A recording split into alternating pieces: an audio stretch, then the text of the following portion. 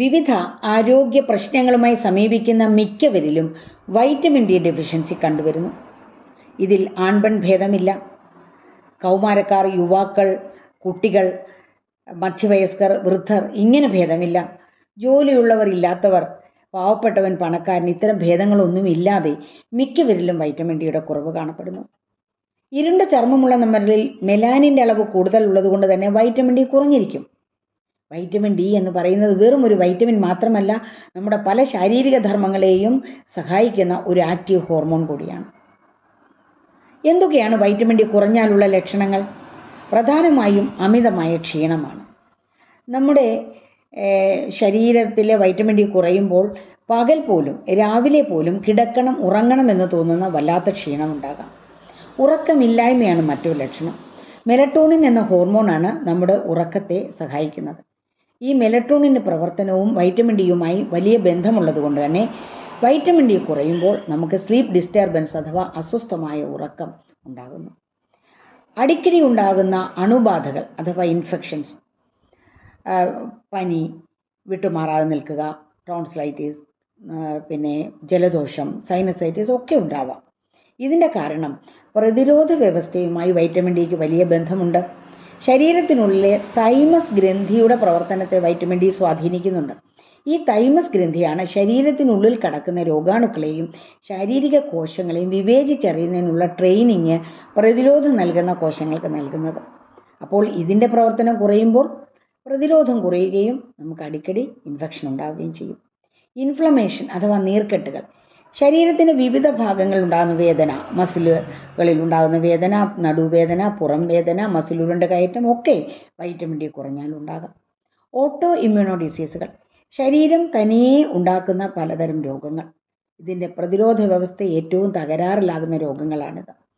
അതിൽ സന്ധികളെ ബാധിക്കുന്ന rheumatoid arthritis, multiple sclerosis, Hashimoto's thyroiditis, SLE തുടങ്ങിയ ഒരു നിര രോഗങ്ങൾക്കൊക്കെ കാരണമാകാവുന്ന രീതിയിൽ വൈറ്റമിൻ ഡി ഡെഫിഷ്യൻസി ഉണ്ടാകാം. ഹെയർ ലോസ്, വല്ലാത്ത മുടി കൊഴിച്ചിൽ, അതായത് സ്ത്രീ ഹോർമോണുകളായ ഈസ്ട്രജൻ, പ്രൊജസ്ട്രോൺ, തൈറോയ്ഡ് ഹോർമോണുകൾ, പുരുഷ ഹോർമോണായ ടെസ്റ്റോസ്റ്റിറോൺ, അഡ്രിനാലിൻ തുടങ്ങിയവയുടെ ഒക്കെ ഉൽപ്പാദനവുമായി വൈറ്റമിൻ ഡിക്ക് വലിയ റോളുണ്ട്. അപ്പം എവിടെ വൈറ്റമിൻ ഡി കുറയുന്നു അവിടെ വല്ലാത്ത മുടി കൊഴിച്ചിൽ അഥവാ ഹെയർ ലോസ് ഉണ്ടാകുന്നുണ്ട്.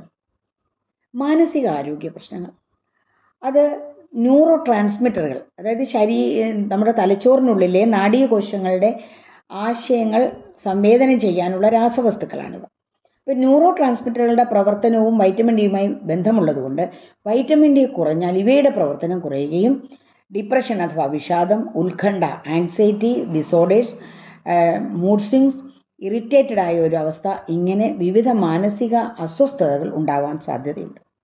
കുട്ടികളിലും മറ്റും വലിയ വാശിയും ദേഷ്യവും ഒക്കെ കാണിക്കുമ്പോൾ തന്നെ ചിലപ്പോൾ വൈറ്റമിൻ ഡി കുറഞ്ഞതുകൊണ്ടാവാം. ഓസ്റ്റിയോമലേഷ്യ, എല്ലുകളുടെ ബലം നൽകുന്ന വൈറ്റമിനാണ് വൈറ്റമിൻ ഡി. അപ്പോൾ കുടലുകളിൽ നിന്ന് കാൽസ്യവും മഗ്നീഷ്യവും ഫോസ്ഫറസും ആഗിരണം ചെയ്ത് എല്ലുകളുടെ പോഷണത്തിനെ സഹായിക്കുന്ന വൈറ്റമിൻ ഡി കുറയുമ്പോൾ പെട്ടെന്ന് പൊട്ടലുകൾ ഉണ്ടാകുന്ന, എല്ലുകളുടെ ബലക്കുറവുണ്ടായി ഓസ്റ്റിയോമലേഷ്യ എന്ന അവസ്ഥയുണ്ടാകാം. കുട്ടികളിലാണെങ്കിൽ ഇത് റിക്കറ്റ് എന്ന രോഗമുണ്ടാകും. പിന്നെ ഉണ്ടാകുന്നത് പൊണ്ണത്തടി. കേരളത്തിലെ വലിയൊരു ആരോഗ്യ പ്രശ്നം തന്നെയാണത്. ഈ ഫാറ്റ് മെറ്റബോളിസം, ഉള്ളിലെ ആ കൊഴുപ്പിൻ്റെ ഉപാപചയ പ്രക്രിയ തടസ്സപ്പെടുന്നതിനാൽ തന്നെ വൈറ്റമിൻ ഡി കുറയുമ്പോൾ നമ്മൾ പൊണ്ണത്തടിയിലേക്ക് പോകുന്നു. ഈ പൊണ്ണത്തടിയുള്ളവരിൽ ശരീരത്തിൽ മുഴുവൻ ഈ വൈറ്റമിൻ ഡി ചെല്ലാത്ത, ഈ അവൈലബിലിറ്റി ഇല്ലാത്ത ഒരു പ്രശ്നവും കൂടി ഉണ്ടാകുന്നുണ്ട്. വിവിധ തരം ക്യാൻസറുകളെ പ്രതിരോധിക്കാൻ വൈറ്റമിൻ ഡിക്ക് കഴിവുള്ളത് കൊണ്ട് തന്നെ വൈറ്റമിൻ ഡിയുടെ ഡെഫിഷ്യൻസി ക്യാൻസറിൻ്റെ സാധ്യത കൂട്ടുന്നുണ്ട്. അങ്ങനെ ഉള്ള വിവിധ ആരോഗ്യ പ്രശ്നങ്ങൾ ഉണ്ടാക്കുന്നതോടൊപ്പം പലതരം രോഗങ്ങളുമായിട്ടും വൈറ്റമിൻ ഡിക്ക് ബന്ധമുണ്ട്. പ്രത്യേകിച്ചും പ്രമേഹം, അതാ ഡയബറ്റീസ്. കേരളത്തിൽ പകുതിയിലേറെ ആളുകൾക്കും പ്രമേഹമുള്ളത് കൊണ്ട് തന്നെ ഈ വൈറ്റമിൻ ഡി കുറയുമ്പോൾ അവിടെ സംഭവിക്കുന്നത് ഇൻസുലിൻ റെസിസ്റ്റൻസ് ആണ്. എന്താണ് ഇൻസുലിൻ റെസിസ്റ്റൻസ്? പാൻക്രിയാസിലെ ബീറ്റാ കോശങ്ങൾ ഉണ്ടാക്കുന്ന ഒരു ഹോർമോണാണ് ഇൻസുലിൻ, അല്ലാതെ അതൊരു മരുന്നല്ല. ഈ ഇൻസുലിനെ നമ്മുടെ ശരീരത്തിലെ കോശങ്ങൾക്കൊക്കെ വലിയ താല്പര്യമാണ്, ഇഷ്ടമാണ്. ഇൻസുലിനെ സ്വീകരിക്കുന്നതിനായി കോശങ്ങളുടെ പ്രതലത്തിൽ ഇൻസുലിൻ റിസപ്റ്റേഴ്സ് ഉണ്ട്. അവിടേക്ക് ഇൻസുലിൻ എത്തുകയും ഈ ഗ്ലൂക്കോസിനെ കോശങ്ങൾക്കുള്ളിലേക്ക് പ്രവേശിക്കാൻ സഹായിക്കുകയും അവിടെ വെച്ച് ഗ്ലൂക്കോസ് എനർജിയായി മാറുകയും ചെയ്യുന്ന അതിസങ്കീർണമായ രാസപ്രക്രിയകൾ നടക്കുന്നുണ്ട്. എന്നാൽ കൂടുതൽ സമയം ഈ റിസപ്റ്റേഴ്സിൽ തങ്ങേണ്ടത് കൊണ്ടൊക്കെ കോശങ്ങൾക്ക് ഈ ഇൻസുലിനോടൊരു പ്രതിപത്തിയില്ലായ്മ വരുന്ന അവസ്ഥയ്ക്കാണ് ഇൻസുലിൻ റെസിസ്റ്റൻസ് എന്ന് പറയുന്നത്. അപ്പോൾ രക്തത്തിലെ ഗ്ലൂക്കോസ് കോശങ്ങളിലേക്ക് കൂടുതൽ ചെല്ലാതെ വരികയും ഗ്ലൂക്കോസിൻ്റെ അളവ് വർദ്ധിക്കുകയും നമ്മൾ കൂടുതൽ പ്രമേഹബാധിതരായി മാറുകയും പല ഉപദ്രവ രോഗങ്ങൾ ഉണ്ടാവുകയും ഒക്കെ ചെയ്യുന്നുണ്ട്. ഇൻസുലിൻ റെസിസ്റ്റൻസ് അനേകം ആരോഗ്യ പ്രശ്നങ്ങളുടെ അടിസ്ഥാന കാരണമാണെന്ന് കണ്ടെത്തിയിട്ടുണ്ട്. അപ്പോൾ വൈറ്റമിൻ ഡി ഡെഫിഷ്യൻസി എത്രത്തോളം ബുദ്ധിമുട്ടുണ്ടാക്കുന്നു എന്ന് നമ്മൾ ചിന്തിക്കണം. കരളിലും വൃക്കയിലും ചെന്നിട്ടാണ് ഈ ഫിസിയോളജിക്കലി ആക്റ്റീവ് ഫോമായി വൈറ്റമിൻ ഡി മാറുന്നത്. അപ്പോൾ ഈ 2 അവയവങ്ങളെയും ബാധിക്കുന്ന രോഗങ്ങളെല്ലാം തന്നെ വൈറ്റമിൻ ഡിയുടെ ഡെഫിഷ്യൻസിക്ക് കാരണമാകുന്നുണ്ട്. ഹെപ്പറ്റൈറ്റിസ് ബിയും സിയും ഫാറ്റി ലിവറും നാഷും ഒക്കെ ഇതിന് കാരണമാകുന്നു എന്ന് പഠനങ്ങൾ നടന്നു കഴിഞ്ഞിട്ടുണ്ട്. പക്ഷേ ഈ രംഗത്ത് കൂടുതൽ പഠനങ്ങളും ഗവേഷണങ്ങളും നടക്കേണ്ടിയിരിക്കുന്നു.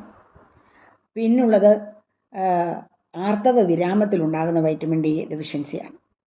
പ്രായമാകുന്തോറും നമുക്ക് വൈറ്റമിൻ ഡിയുടെ കുറവുണ്ടാകാം. പലതരം മെഡിക്കേഷനുകൾ, ഔഷധങ്ങളുടെ ഉപയോഗം വൈറ്റമിൻ ഡിയുടെ അളവ് കുറയ്ക്കാം. എന്താണ് ഇതിന് പരിഹാരം? സൺഷൈൻ വൈറ്റമിൻ എന്നാണ് ഇത് അറിയപ്പെടുന്നത്. അതായത് സൂര്യപ്രകാശത്തിൽ നിന്നാണ് നമുക്ക് 80% വൈറ്റമിൻ ഡിയും ലഭിക്കേണ്ടത്. പക്ഷേ നമ്മൾ വെയിൽ കൊള്ളുന്നതേ ഇല്ല. അഥവാ വെയിലത്തിറങ്ങിയാൽ സൺസ്ക്രീൻ നമ്മൾ ഉപയോഗിക്കും. നമ്മുടെ കുഞ്ഞുങ്ങളെ നമ്മൾ വെയിൽ കൊള്ളിക്കുന്നേയില്ല. അവരെ സ്കൂൾ ബസ്സിൽ കയറ്റി സ്കൂളിലേക്ക് വിടുന്നു, തിരിച്ചു ബസ്സിൽ വരുന്നു. കളിയും ചിരിയും ഒന്നുമില്ലാതെ സൂര്യപ്രകാശവുമായി അവർക്ക് ഒരു ബന്ധവുമില്ലാതെ വരുന്നു. മധ്യവയസ്കരും യുവാക്കളും ഒക്കെ പന്തുകളി പോലെയുള്ള ചില വിനോദ പരിപാടികളിലൊക്കെ ഏർപ്പെടുന്ന രീതി ഉണ്ടായിരുന്നു. അതും ഇപ്പോൾ വളരെ കുറഞ്ഞു കാണുന്നു.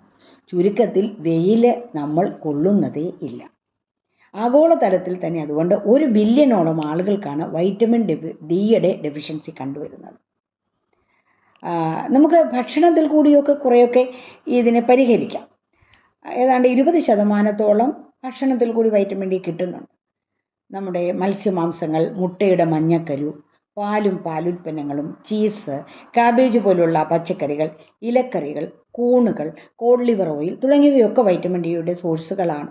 പക്ഷേ ഇവയും അമിതമായി ഉപയോഗിച്ചാൽ കൊളസ്ട്രോൾ പോലുള്ള ആരോഗ്യ പ്രശ്നങ്ങൾ ഉണ്ടാകുമെന്നുകൂടി നമ്മുടെ ഓർമ്മയിൽ ഉണ്ടാവണം. പിന്നെ നമ്മൾ കൃത്യമായി ഭക്ഷണം കഴിക്കുകയും അന്നജം കൂടുതൽ ഉപയോഗിക്കപ്പെടാതിരിക്കുകയും കൃത്യസമയത്ത് തന്നെ ആഹാരം കഴിക്കുകയും നല്ല ഭക്ഷണശീലങ്ങൾ വളരെ ആരോഗ്യകരമാക്കണം. വ്യായാമം ഉണ്ടായിരിക്കണം. നിത്യവും വ്യായാമം ചെയ്യുന്ന നല്ലൊരു ജീവിത രീതി ഉണ്ടാക്കിയെടുക്കണം. ഇങ്ങനെയൊക്കെ കൂടി മാത്രമേ നമുക്ക് വൈറ്റമിൻ ഡിയെ കൃത്യമായ അളവിൽ നിലനിർത്താൻ കഴിയുകയുള്ളൂ. എങ്ങനെ നമ്മൾ വൈറ്റമിൻ ഡി ഡെഫിഷ്യൻസി തിരിച്ചറിയുന്നു? ഒരു രക്തപരിശോധനയിൽ കൂടെ തന്നെ ഇതറിയാം. 20 നാനോഗ്രാം പെർ മില്ലി പോലും ശരീരത്തിൻ്റെ അപര്യാപ്തമാണ് വൈറ്റമിൻ ഡി.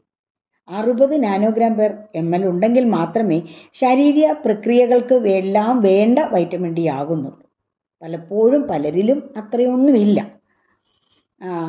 നമ്മൾ വെയിൽ കൊള്ളുകയും ഈ ഭക്ഷണത്തിൽ ശ്രദ്ധിക്കുകയും ഒക്കെ ചെയ്തിട്ടും വൈറ്റമിൻ ഡി കിട്ടുന്നില്ല എന്നുണ്ടെങ്കിൽ തീർച്ചയായിട്ടും സപ്ലിമെൻറ്റുകൾ എടുക്കണം. അതൊരു ഡോക്ടറുടെ നിർദ്ദേശാനുസരണം നിശ്ചിത കാലയളവിൽ നിശ്ചിത ഡോസ് എടുക്കണം. ഓവർ ഡോസ് ആയിപ്പോയാൽ ഹൃദയധമനികൾ പോലെയുള്ള രക്തക്കുഴലുകളിൽ കാൽസിഫിക്കേഷൻ ഉണ്ടാകുന്ന രീതിയിൽ ഉള്ള ദൂഷ്യഫലങ്ങൾ അതുണ്ടാക്കും. അതുകൊണ്ട് തന്നെ വളരെ സൂക്ഷിച്ചു വേണം ഈ സപ്ലിമെൻറ്റുകൾ കൈകാര്യം ചെയ്യാൻ. പലപ്പോഴും പറയാറുണ്ട്, ഞാൻ ആഴ്ചയിൽ ഒരിക്കൽ എടുക്കുന്നുണ്ട്, മാസത്തിൽ എടുക്കുന്നുണ്ട് എന്നൊക്കെ പറഞ്ഞിട്ട് ഒരു കൃത്യതയില്ലാതെയാണ് സപ്ലിമെൻറ്റുകൾ എടുക്കുന്നത്. ഇങ്ങനെയൊക്കെ ചെയ്തിട്ടും നല്ല ഭക്ഷണശീലങ്ങളുണ്ട്, നല്ല ജീവിത രീതിയുണ്ട്, അധ്വാനിക്കുന്നുണ്ട്, എന്നിട്ടും പലരിലും വൈറ്റമിൻ ഡി കുറഞ്ഞു കാണുന്നുണ്ടെങ്കിൽ അതിൻ്റെ അർത്ഥം എന്താണ്? ഭക്ഷണത്തിൽ നിന്നും കൃത്യമായ രീതിയിൽ വൈറ്റമിൻ ഡി ആഗിരണം ചെയ്യുന്നില്ല. അല്ലെങ്കിൽ കരളിലും വൃക്കയിലും നടക്കേണ്ട വൈറ്റമിൻ ഡിയുടെ മെറ്റബോളിസം കൃത്യമായി നടക്കുന്നില്ല എന്നല്ലേ? അങ്ങനെയാണെങ്കിൽ ആയുർവേദം അനുശാസിക്കുന്ന ദഹന വ്യവസ്ഥയെ ക്രമപ്പെടുത്തുന്ന, അഗ്നി എന്ന് ഞങ്ങൾ വിവക്ഷിക്കുന്ന മെറ്റബോളിസത്തിൻ്റെ എനർജിയെ ക്രമമാക്കുന്ന അല്ലെങ്കിൽ സമീകരിക്കുന്ന അനേക വിധത്തിലുള്ള മരുന്നുകൾ ആയുർവേദ ശാസ്ത്രത്തിൽ പ്രതിപാദിക്കുന്നുണ്ട്. അവയുടെ ഉപയോഗം കൊണ്ട് ദഹന വ്യവസ്ഥയെ, പചന വ്യവസ്ഥയെ കൃത്യമാക്കുകയും അപചയ പ്രക്രിയകൾ കൃത്യമായി നടക്കുകയും ഊർജ്ജ സന്ധാരണ പ്രക്രിയകൾ കൃത്യമായി നടക്കുകയും ചെയ്യുമ്പോഴല്ലേ വൈറ്റമിൻ ഡിയും കൃത്യമായ അളവിൽ നമ്മുടെ ശരീരത്തിൽ ഉണ്ടാകുകയുള്ളൂ എന്ന് ചിന്തിക്കണം. അങ്ങനെയുള്ള ഔഷധങ്ങൾ സേവിച്ചുകൊണ്ട് നമുക്ക് ഇത്തരം മാറ്റങ്ങൾ ഉണ്ടാക്കണം.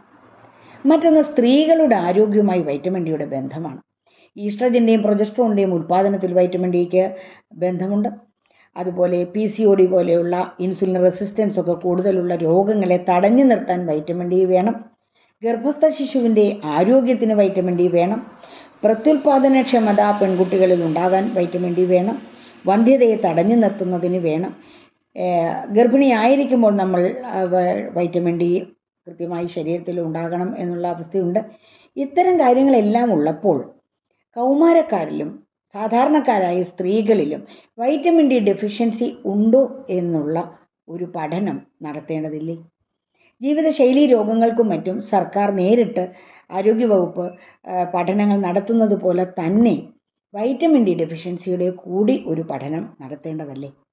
കാരണം സാധാരണക്കാരായ പെൺകുട്ടികൾക്കാവട്ടെ, തൊഴിലുറപ്പിനും കുടുംബശ്രീയിലും ഒക്കെ ഉള്ള സ്ത്രീകൾക്കാവട്ടെ 1000 രൂപ ഒരു രക്തപരിശോധനയ്ക്ക് കൊടുക്കേണ്ട ഈ ടെസ്റ്റ് നടത്താൻ പലപ്പോഴും മടിക്കാറുണ്ട്.